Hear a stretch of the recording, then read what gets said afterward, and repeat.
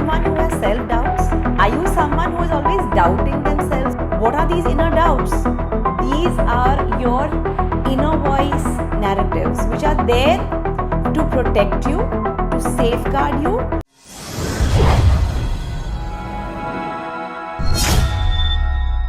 Are you someone who has self-doubts? Are you someone who is always doubting themselves? What am I doing?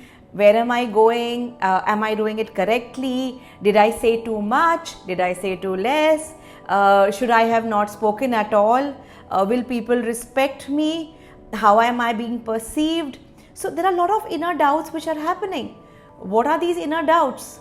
These are your inner voice narratives which are there to protect you, to safeguard you, but we are no longer in that safe, requiring that safe space.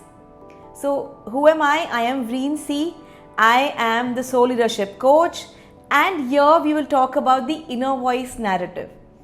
This inner voice narrative is something that it's always going to be present inside us. We are the creators of our own code. We are people who have this inner voice narrative to protect us. This has been created from our birth. We have got this. This is the same narrative, as a child which told you, don't touch this, this is hot, or don't touch this, you will get hurt, or you will fall down, somebody will, when you catch hold of someone when you're small, it's like, yes, don't drop me. This is the same inner voice narrative. But is this relevant to us as we grow up? This needs to keep changing. It's like, when you're born, you have a certain code, which is fed into you. Is that same code relevant now that we are adults? Is that the same code that we really require, that no, you will get hurt, no, don't drop me, or no, this is hot? Is that the same narrative that really is needed right now? Yes, we need it to be safe, but in an office environment, in your home environment, with your family, with your close ones, with your team in your workplace, is this the same narrative that you really need, that please, I need to be safe? So yes, what can you do to really create your own inner voice narrative and something that will replace the earlier one which was not working? So one example that comes to my mind, where I was someone that, I am someone who always gives feedback. I ensure that the other person doesn't get hurt, but I stay true to myself. I will always give a feedback of what I believe, I perceive needs to be given, and I give it in a gentle manner. I'm not blunt, but yes, I do speak my mind. And this happened, there was a meeting taking place, and we were all of us, and I was the HR head at that point of time. So in the meeting, I gave a feedback, and I realized that yes, somewhere, my boss, who's the MD of the company, has not really received it well. So once the meeting got over and, I walked out, I went to my cabin, and there were a lot of self-doubts which kind of plagued me. Should I have said that? Should I have not have said that? What could I have done better? But now, instead of letting these inner voice narratives hold me back, this would have actually sapped my energy and not let me go on to do something more. I would have kept, reliving these events in my mind, and maybe felt burdened because of these events. This particular event would have stayed in my mind and even would have colored all my forthcoming interactions, with the team, with my, with my boss, with everyone around me. So instead of giving into these negative feelings, this inner voice which is telling me to slow down, what did you say? Are you sure? I chose to change my narrative.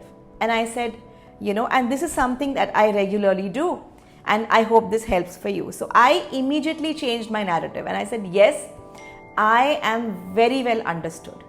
I am being appreciated, I am respected, I am treated with dignity, I am cared for, valued, looked up to by my seniors, my juniors, and everyone around me. And I let this go in the universe. So this is something that I regularly do. But what happened at this point of time was maybe 2 months down the line, and there was a similar meeting taking place. And in that meeting, I remember, the managing director, the MD of the company, he looks at someone and says, and he's talking about me, and he said, yes, Vriin does say her mind, does speak her mind out, but we understand where she's coming from. We understand her intentions. So can you see how the inner voice really works? Yes, this is how it works. But what happens here is, we forget that we are the creators of our life. We forget that like a software developer creates codes. Every code, there are always upgrades happening. You will have upgrades, your phone will have higher versions, it will be, you are not still working on the Nokia 3310. You have got a smartphone. You are upgrading your smartphone year on year. Now what is also happening is, every phone, every gadget that you have has upgrades. Somewhere there are things which need to change, and yes, you will have an upgrade. Now, where is our own upgrade? We have chosen not to upgrade ourselves, and this choosing not to upgrade is actually holding us back. So what do we do here? We upgrade. And how will we upgrade? We find these little narratives in our mind. And what do? We change them. We replace them. I don't mean change them and not think about it. No, we don't escape from it. But what we will do is we will replace it. So for example, if you feel that you are not being respected, or you feel that you're not being worthy, you will change the narrative to say that yes, I am worthy, I am respected, I am treated with dignity. If you feel you're not being understood, you will say yes, I am very well understood. If you feel that you're not being loved and cared for, you will change it to I am loved, liked, cared for. If you're someone like me who likes awards and rewards, you will also add in yes, I am awarded and rewarded. If you feel that you're not being heard, you will say yes, I am being heard, I am being listened to. So this is your narrative. This actually becomes the new mantra for you, and if you keep repeating it often enough, this gets fed into your inner voice, and that narrative starts changing, and you will realize slowly, bit by bit, you are building up the wall of your own self-worth. You are building up the wall that is going to take you to where you really want to reach. That is your inner voice narrative. Like a software developer creates the codes that he wishes to, you and me are going to create the codes of our life. So what will you do now? You will figure out what is it that is missing from your life. And yes, you will override that code. So the code that I have found that really works best for me, alright, is something that now has got so ingrained in my mind.